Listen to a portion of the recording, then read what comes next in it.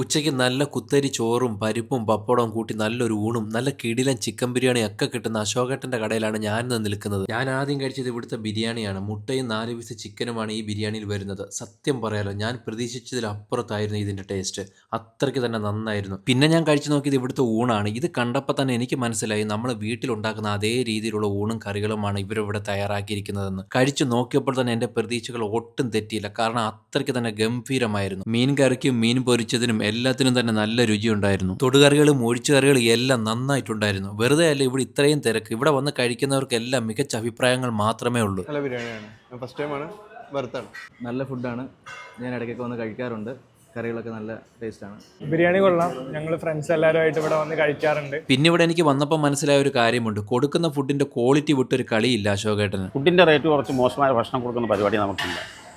കഴിവതും നല്ല ഭക്ഷണമാണ് ഇവിടെ കൊടുക്കാറുള്ളത്. പിന്നെ സീറ്റിംഗ് കപ്പാസിറ്റി ഒക്കെ ആവശ്യത്തിലധികം ഉണ്ട്. അപ്പോൾ നിങ്ങൾ ഇതുവഴി വരികയാണെങ്കിൽ തീർച്ചയായിട്ടും ഇവിടെ കയറി കഴിക്കുക. ലൊക്കേഷൻ വരുന്നത് തിരുവനന്തപുരം ശ്രീകാര്യം ചാവടിമുക്ക് CAT കോളേജിനടുത്തുള്ള അശോകേട്ടൻ്റെ ചായക്കട.